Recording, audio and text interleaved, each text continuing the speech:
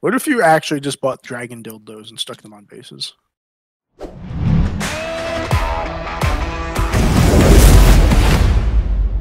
What is up, ladies and gentlemen? Welcome back to Tactical Tortoise. My name is Trevi, and today I've got another battle report for you from Tabletop Simulator. This time, a list that I have not had the testicular fortitude to put on the table in real life, given that it requires a large number of large models, but in Tabletop Simulator, everything is possible. Let's go over the list real quick. So my opponent for this game is the one and only Tsung-Su that you've seen earlier on this channel. I did end up streaming his game of Salamanders versus Dark Angels in round 1 of the T5S2 tournament. You can find that on the channel. Go check that out if you want to see this Salamanders list in action in a full game. And we did play this game to help him practice with his list for the T5S2 tournament.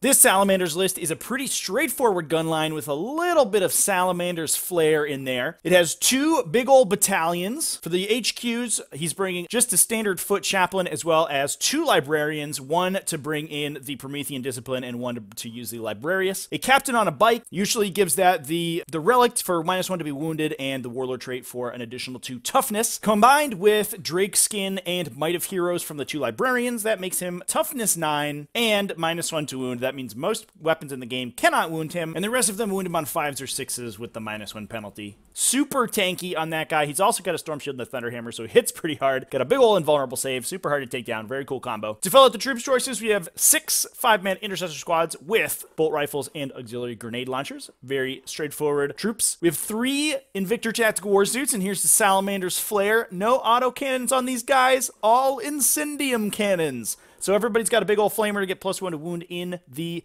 Tactical Doctrine, as well as use the Salamander's stratagems to buff up their flamers. In those elite choices, there's also 2 Sicarian battle tanks with heavy bolter sponsons. Those guys put out a ton of firepower. They're great targets for Crucible of Battle for +1 to wound, since it buffs the rending ability on their 2 autocannons, which are also assault weapons, so they benefit from the +1 AP in the Tactical Doctrine. Last but not least, there are 2 Eliminator squads and 2 Thunderfire cannons. Very straightforward. You got a ton of indirect fire there, and he's got a little bit of pressure to force the position of characters with those Eliminator squads. Let's see how this list goes. On my side of the table, I'm playing Tyranids and bringing in a Tyrannocyte combo list. This one is very weird, and I'm very excited to give it a shot on the tabletop. So to go over the list in general, it has 2 detachments. It is 1 Spearhead detachment of High Fleet Kronos, triple Exocrines with a Neurothrope to Symbiostorm them up. I give Exocrines a lot of crap, and it might not be deserved. I don't know if 1 Exocrine is enough. I don't know if 2 Exocrines is enough. 3 Exocrines, though, it feels a lot better than 1 or 2. Shockingly to me, honestly. I did not expect that I would feel this way. It's only 555 points for this detachment, and it puts a ton of firepower out. Really punishes your opponent for moving into your half of the table with all of those big range 36, strength 7 guns. Effectively beats the crap out of Space Marines. I don't know how relevant that's going to be going forward, but in this game, it's certainly nice to have these guys around. And one more thing about the Exocrines before we move off them. I'm seeing a lot of people move to Sisters of Battle as their line infantry, or move to Salamanders as a counter to Grey Knights, because Grey Knights typically only bring AP 1-ish weapons. Sisters of Battle ignore AP -1 and -2. Their ignoring AP 1 isn't quite as relevant, but it still does matter. And Exocrines with their -3 AP punch right through both of those. So going forward, I think it might be a strong meta play to rely more heavily on Exocrines rather than Hive Guard or Gene Stealers that could really be messed up by Sisters of Battle ignoring all of their AP. The rest of the list is where things get strange. We have a battalion detachment of High Fleet Jormungandr.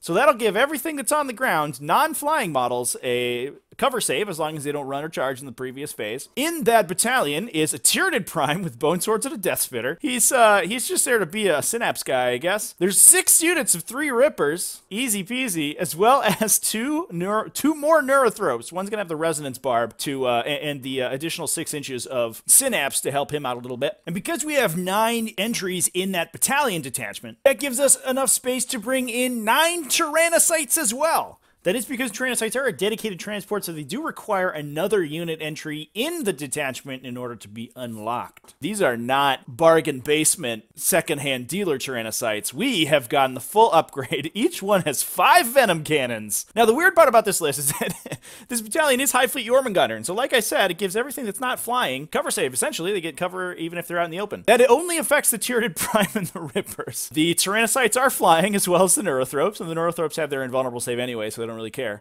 So the Tyrannocytes will not get the benefit of the High Fleet Jormungandr trait, but one thing that's often overlooked in the Jormungandr toolbox is their High Fleet specific psychic power, Lurking Maws. That psychic power allows you to pick one enemy unit within line of sight of the caster, infinite range, and all Jormungandr units that enter from reserve that turn and are set up on the battlefield reroll all hits against it. So that's where the combo comes in here. It's not a particularly complex combo. It's almost mind-numbingly easy. You have the Jormungandr Neurothropes on the battlefield. They set up on the flanks so they can get good lines of sight to any of your opponent's important models. They cast Lurking Maws on them. On turn 2, you bring in 4 or 5 Tyrannocytes and theoretically blast whatever you need to off the table immediately. The downside of Tyrannocytes is that they have a 5+ ballistic skill for all those Venom Cannon shots, but with full rerolls, that mitigates the danger pretty significantly. And each one's putting out 5 D3 Strength 8 gunshots. That's a ton. Then the next turn, you can pick another enemy unit and nail it with 4 or 5 more from the remaining Tyrannocytes held in reserve. Hopefully, that will have crippled your opponent's ability to take out all of these Tyrannocytes, and they can float around the table for the rest of the game. Score some objectives, body block some areas of the table.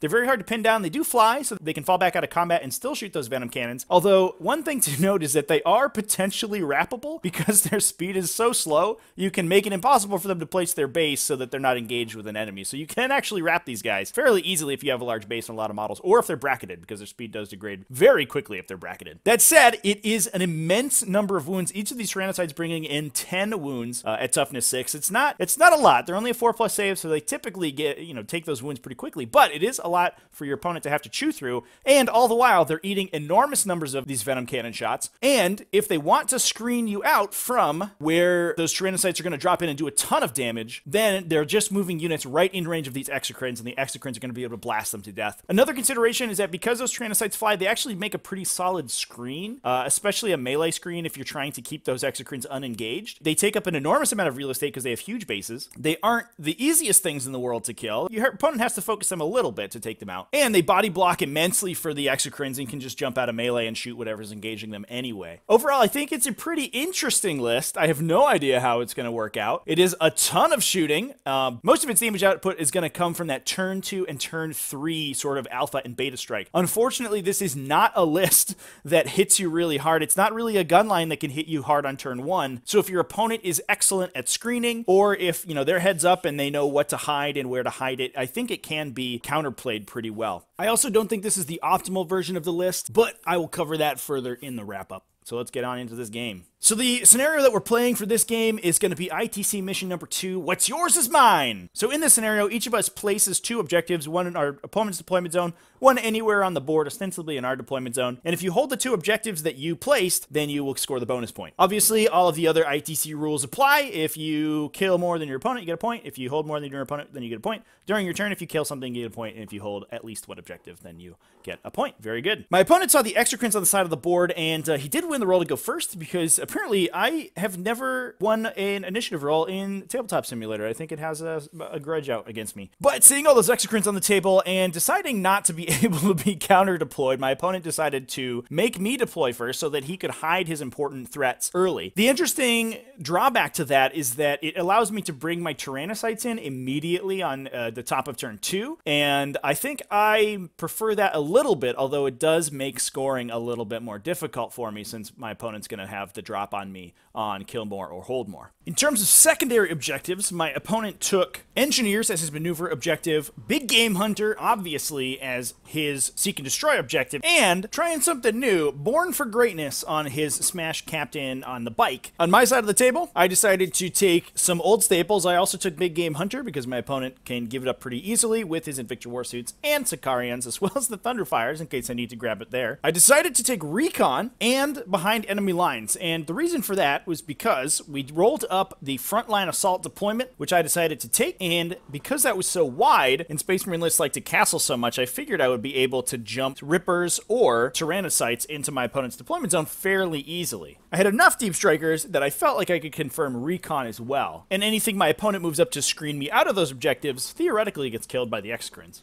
Moving over to deployment, obviously as the attacker, I deployed first, and not knowing where my opponent was deployed, I just kind of had to wing it. Fortunately, I was able to place one of my objectives in my deployment zone right next to the ruin in the center of my long table edge. That would allow my HQs or unit of Rippers to stand inside the ruin and still be within 3 inches of the objective to hold it. Place my opponent's objective across the table through the area of line of sight between the 2 L's. I was going to place the 3 exocrines near my second objective such that if my opponent decided to deploy anywhere near the objective that I had placed, they would all have line of sight. I also placed my 2 Jormungandr Neurothropes on each side of the table, such that they could move up and get adequate line of sight around the L's so my opponent couldn't hide his big threats behind there and stop me from targeting my lurking maws. Looking at my secondaries, my opponent decided to counter my strategy pretty effectively by spreading out his deployment as much as possible. He kept his heavy hitters like his Sicarians and Thunderfire safe by not castling them, placing 1 Thunderfire on each corner and the Sicarians behind the ruin in the center. All 3 Invictors went into the middle of the table and the Intercessors spread out on each side so as to be able to cover enough board space. This would force my Deep Strikers back, assuming the Invictors would be able to maintain their position in the middle, and the Intercessors could spread out all over the table to block my Deep Strikes in my opponent's backlines.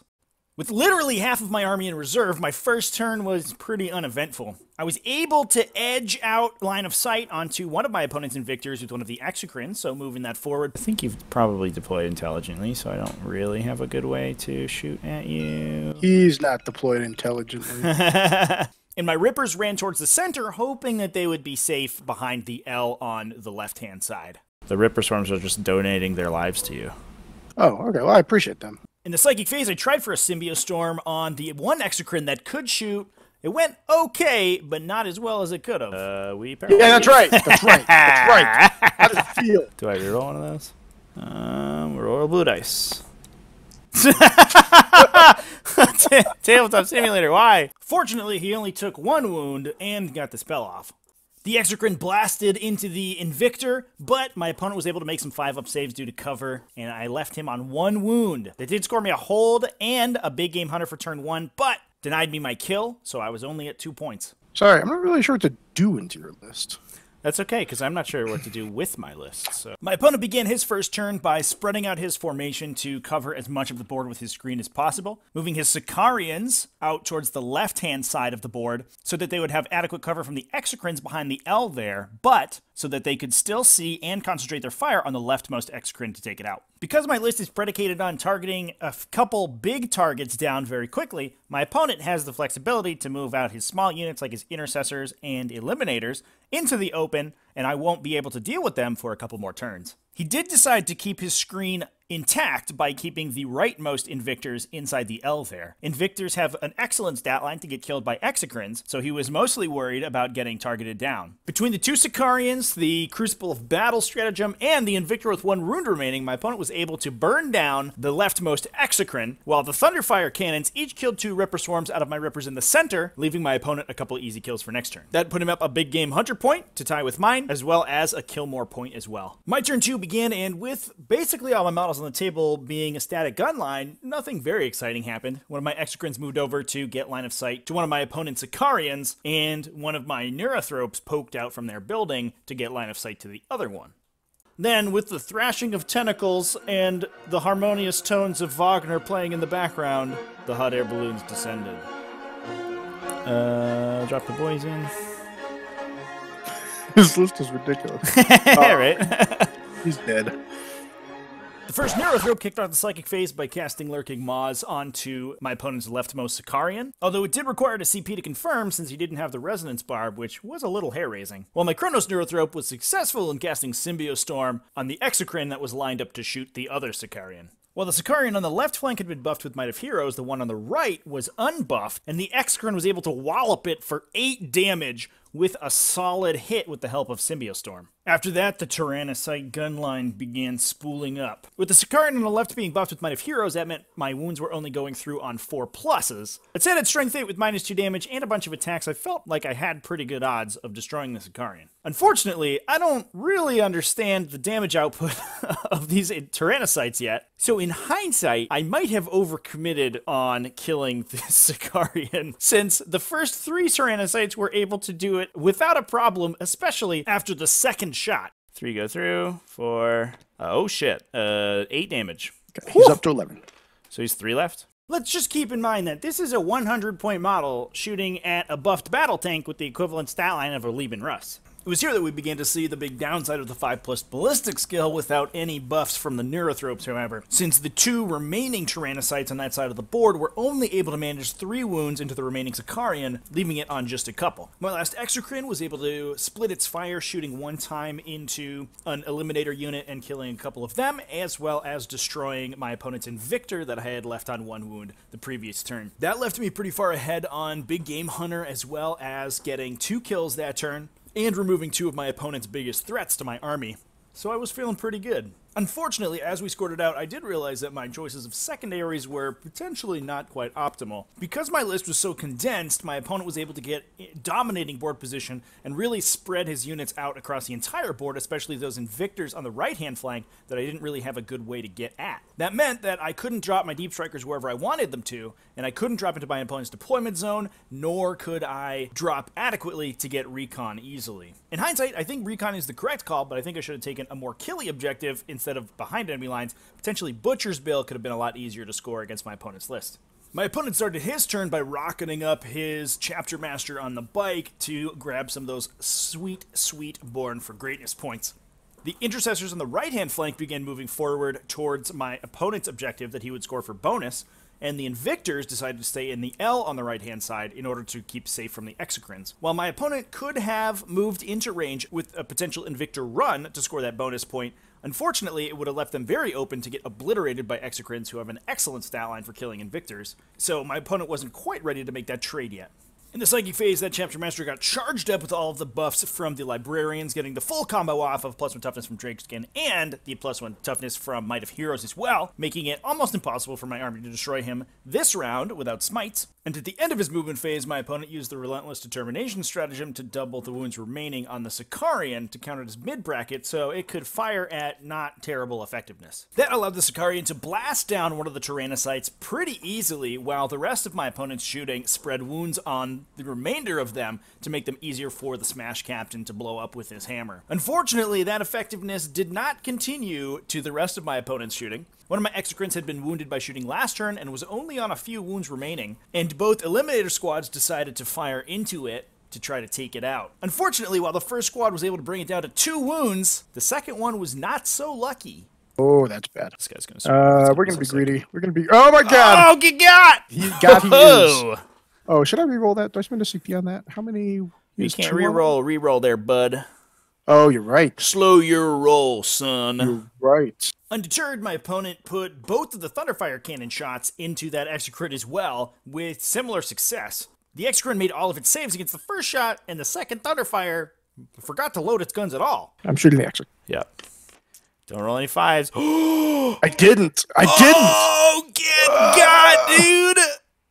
Good job, Exocrine! That ended up being a huge swing, since, although the Exocrine would be bottom bracket, it was in a prime position to keep hammering away at my opponent's Intercessors and Eliminators. To make himself feel better, my opponent did charge a Chapter Master into the nearest Tyrannocyte and kick the crap out of it, leaving only 3 alive on that flank. That tied my opponent and I on kills at 2 each, but scored my opponent a hold more point for holding 2 objectives to my 1. His additional secondary points for maxing his Big Game Hunter and getting Born for Greatness brought him up to a healthy 9 points to my 6.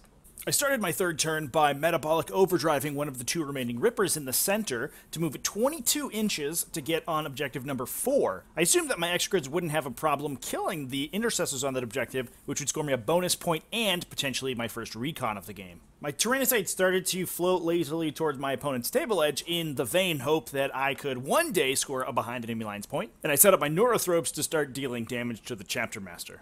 And my remaining hot air balloons descended on the right side of the board, unfortunately forced back in my corner by my opponent's aggressive movement of his Intercessors. I had moved out the Neurothrope on that flank with the Resonance Barb to target one of the Invictors, hoping I could take them out before they could begin scoring bonus points and potentially take out my Tyrannocytes. I targeted the rightmost Invictor with Lurking Maws to get the rerolls to hit on it, and began smiting the Chapter Master, even spending a CP to use another power with the Symbiostorm Neurothrope so that he could Symbiostorm one of my Exocrines, which unfortunately failed, as well as smiting the Chapter Master. I did a total of 3 wounds to the Chapter Master, not great, but fortunately had him half dead, so I could potentially finish him off later in the game. Unfortunately, my Exocrine's shooting failed me somewhat in this shooting phase.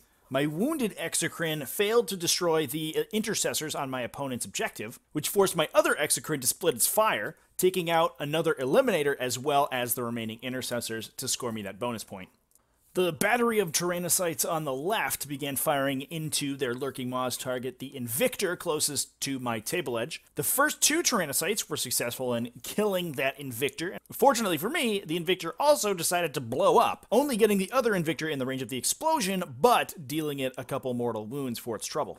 The third Tyrannocyte blasted the remaining Invictor for a ton of wounds, leaving it on 3, and unfortunately, a missed position and potentially missed target on my part left the last Tyrannocyte out of line of sight of that Invictor, so he had decided to fire into some intercessors and killed 1 or 2 of them as well. At the same time, the Tyrannocytes on the left-hand side of the table were successful in finishing off the Sicarian, getting 1 wound through and dealing 3 damage on the first shot, before hammering into my opponent's engineer intercessors on his objective. That maxed out my big game hunter and scored me a recon point as well as a bonus point, bringing me up to 11 points this round. My opponent started his turn by aggressively moving his librarians forward so that they could continue to buff the chapter master, making him nigh unkillable to my army, but exposing themselves to some danger as well. The intercessors on the right continued their endless plod towards objective number 1, while the Invictor moved around the edge of the L wall in order to get shots on the wounded exocrine.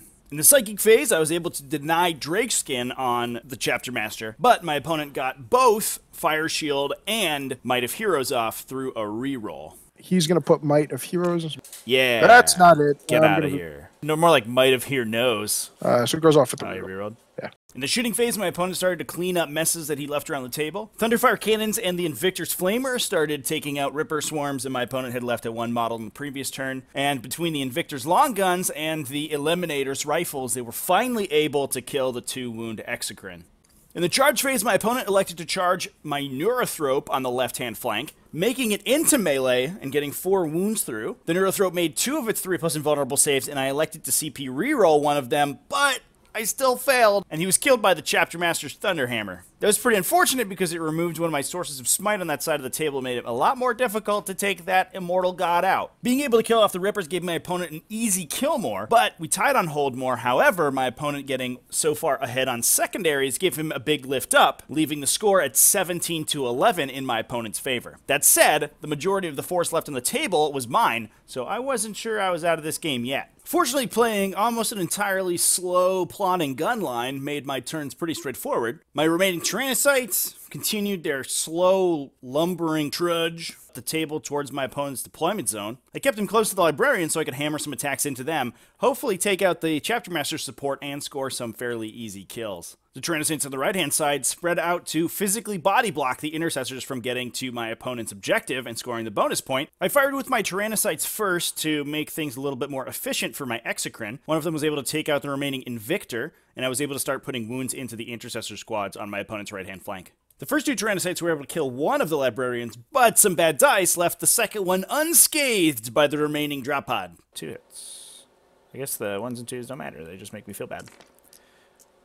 That makes me feel even worse. Yikes. The exocrine was able to split fire and take out the remaining librarian, as well as 2 intercessors from the frontmost intercessor squad on the right-hand flank. The Tyrannocytes on that side then charged in to base my opponent's models and stop them from being able to move, charge, and consolidate to get closer to that objective. I don't think any of us were reliably going to deal damage to each other in melee, but because my models fly and his don't, I would much rather Tyrannocytes engage the intercessors than the other way around. Unfortunately, the slow speed of my Tyrannocyte stopped me from scoring Recon in the top right quadrant of the board, which meant that I scored no secondary points this turn and only 2 for my primary, putting me on 13 points. At this point, my opponent's effective screening of the board was really hampering me, and being down so far on secondary points was making me a little bit worried about my ability to recover the score in the late game. My opponent wasted no time in trying to stop me from scoring further secondary points by jetting his Chapter Master up towards the Tyrannocytes on the left. The remaining unit of 2 intercessors on the right fell back out of combat towards my table edge in order to potentially get the objective in a later turn, whereas the larger unit of 5 intercessors remained in melee. My opponent's Chaplain moved up onto objective 4 to claim that and ensure that we were in parity on holding. In the shooting phase, my opponent was able to pick off the most heavily wounded Tyrannocyte on the right-hand side, as well as put the 2 frontmost Tyrannocytes on the left down to middle brackets. Moving to the charge phase, my opponent's Chapter Master had a little bit of trouble getting into melee with the closest Tyrannocyte. So I rolled a 3, which is not enough. Oh my god. So I already spent the CP. I'm going to reroll the 1. Hey, there's a 5. Don't overdo it there, buddy. Well, the fight between the Intercessors and the Tyrannocyte on the right-hand side was exactly the tickle fight that everyone expected. The epic duel between the Tyrannocyte on the left and the Chapter Master was a little bit more interesting. Ew. Okay. 2 saves. Take 6. He is going to fight again. I'll drain my CP here. Well, I'm going to hit you first. 3 times, sir. So I wound on 6s. Gross. Because you're -1 to wound also, right? Yep. Hey, a wound! Ha ha ha! Oh, get absolutely got, dude. How much damage? Just 1. However, with a begrudging but appropriate application of Honor the Chapter, the Chapter Master was able to, unfortunately, put the Tyrannocyte to its rest. Fortunately, that put my opponent and I on parity for killing and holding, so my opponent wasn't racking up the score too quickly, but was still ticking up Engineer slowly, putting him at 20 points to my 13. Back on my 5th turn, I continued to move the Tyrannocytes and the Rippers on the right-hand side of the table up closer to my opponent's table edge. I was very close to scoring Recon with the forwardmost Tyrannocyte there, and was hoping that potentially with a Metabolic Overdrive in a future turn, I could grab 1 or 2 points out of behind enemy lines. This turn, I opted to Metabolic Overdrive my Tyranid Prime so that he would be holding the objective in the center and scoring me Recon in the top right-hand quadrant. I was down so far on points at this stage, I needed to make some pretty scary plays in order to try to maintain hold more on future rounds. With some careful measuring and a lucky advance roll, one of my Tyrannocytes on the left, despite being bracketed, was able to brush my opponent's deployment zone and get me one of those behind enemy lines points. Achievement unlocked. With that, my Tyrannocyte started blasting at my opponent's Intercessors, dropping one of his Engineer units down to only a single member on the left-hand side, whereas they were only able to take out the 2 Intercessors out of cover that had fallen back out of melee the previous turn on the right-hand side. The Exocrine picked up the slack, however, and blew an entire unit of 5 off the table, leaving only 5 for my opponent on that flank. After finally getting on the board with some secondary points, I was able to make up some slack that turn, moving myself up to 17 points to my opponent's 20.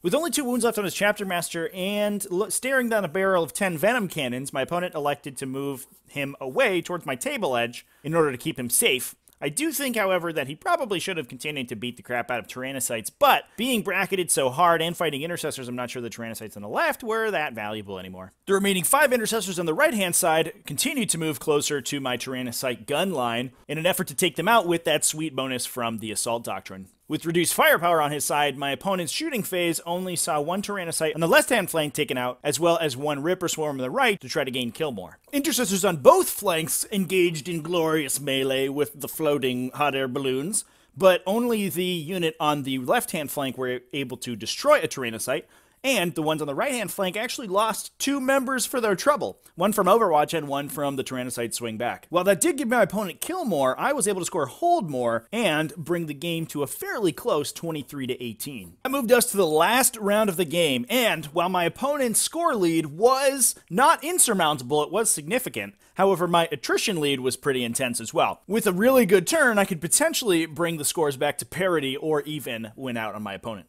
With that in mind, my Prime got a big run roll to make it into my opponent's deployment zone and on my bonus objective. Assuming I was able to kill the Chaplain there, I would be able to score a behind enemy lines and a bonus point. I was also able to move my Cronus Neurothrope onto the center objective to hopefully hold that down for a hold more point and begin smiting at my opponent's Chaplain. The first 2 Tyrannocytes shooting were able to clear off the remains of my opponent's Intercessors on the right-hand flank. The last Tyrannocyte's shots were absorbed by the Chaplain's Rosarius, and unfortunately he wasn't able to get any wounds through. However, the Exocrine double-tapped into him, rolling all 12 dice all at once, and fortunately was able to take him out to secure me that bonus point. That was able to get me both behind enemy lines and Recon this turn, as well as the bonus point, bringing the score to a close 23-23. Going into my opponent's final turn, he had to prevent me from scoring those crucial kill more and hold more points in order to stop me from tying him in the game. With that in mind, the Eliminators moved on to my opponent's objective number 4, with the hopes that they could shoot down a Neurothrope and potentially charge and kill the Prime. Unfortunately, the Tyranid Prime's fairly good defensive stats kept him safe from the majority of my opponent's shooting, and his Thunderfires weren't able to get many wounds through. Unfortunately for my opponent, this time my Neurothrope's invulnerable save held strong, and the Eliminators weren't able to get any wounds through on him. Their charge into the Prime was even more abysmal, and they weren't able to even get a single wound through his tough hide. That left us tied on 25 victory points apiece, since my opponent was only able to score the points for holding an objective. I was able to kill more and hold more that round, but comparing our secondaries, I was only able to accrue 9 points on my secondaries to my opponent's 10, leaving us tied at 25 to 25 points at the end of the game. So overall, piloting this ridiculous and silly list to a draw, I think, is a moral victory. That said, I don't think that this is the optimal version of the Tyrannocyte list, and I think my opponent and I both made some pretty big mistakes in this game that could have swung it one way or another. At the end of the game, my opponent's Chapter Master sort of left and hid behind an L for the remainder of the game, although he could have moved over to attempt to engage my Exocrines or continue killing Tyrannocytes. That big beater model moving out of threat range was a pretty big deal at a crucial point in the game, and really gave me a lot of leeway. Additionally, my choice of secondaries was abysmal. Behind enemy lines in hindsight was super easy to deny, and I only ended up scoring 2 points on it, whereas I was able to get a little bit more off on Recon. That still left me 3 points down on my secondaries without being able to max more than Big Game Hunter. In hindsight, Butcher's Bill would have been a much better option. In almost every turn of the game, I was able to destroy at least 2 units that weren't just Big Game Hunterable. My opponent had swaths of intercessors and characters that I could have scored it off of, and I would have ended up maxing out that objective easily and winning the game. That is a little bit of a learning curve to the list, since it plays a lot more passively than I've basically ever played Tyranids before. Speaking of the list, I certainly don't think that this is the optimized version of the list. Now that I've seen its damage output on the table, it seems to me that 3 Tyrannocytes is enough to destroy most hard targets that you'd want to drop in on. Because the list loads all of its offensive output into turns 2 or 3, and then the Tyrannocytes drop off of their damage output quite a bit, there isn't really a reason to run more than maybe 6?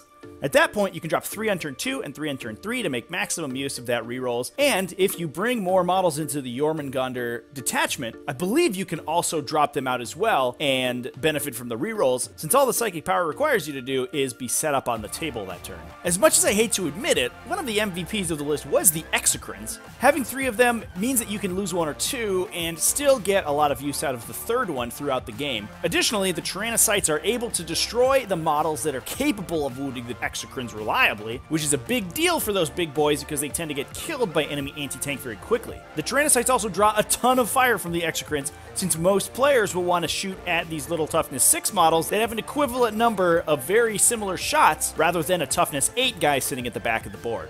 Add into the fact that the passivity of your list forces your opponent to engage it, and screen out the table from the optimal Tyrannocyte drops, which moves more models into range of the Exocrines, who can sometimes be a little slow. A big question that I have is whether it's worth moving the Exocrines out of a Kronos detachment and into the Jormungandr detachment so that they can unlock the slots to bring in the Tyrannocytes themselves. Obviously, they lose an immense amount of damage output, but you get the ability to drop them in if you need to, and they get that +1 save from being in cover, which, while not quite as good as shooting a million more times and rerolling your hits, does keep them alive a little bit longer, especially against mid-range shooting like a lot of Space Marines lists are bringing now. Bundled in with hard-to-kill units like Warriors, and you have a very strong table presence on turn 1 that begins to cut down on the cost of that entire module. That leaves you 500 or 600 points for another detachment that could potentially bring some more table presence like Gene Stealers or Flyrants. Overall, I'm super excited about the performance of the list. It did so much more damage than I expected, and I believe that in the course of my playing Tyranids, this may be the most amount of damage that I've dealt to a Space Marine army in a game of 40k. All but tabling my opponent under a rain of Exocrines and Strength 8 guns. I mean, it felt pretty good. I am excited to play more with this list and try to optimize it. The combo is very cool, and it's fun to play such zany models on the table. Anyway, let me know what you think about this game and about the play in it. I think that there was a lot of room for improvement on both my and my opponent's sides, and I would love to hear what you guys think. Remember to like and subscribe, and check out Tactical Tortoise on Patreon if you have a second. We've got some cool benefits there, like exclusive content. A new Tyranids battle report just went up recently, exclusive for patrons only, plus you get early access to all public videos. Thanks for watching again, everybody. Remember to keep it classy, folks, and have happy wargaming.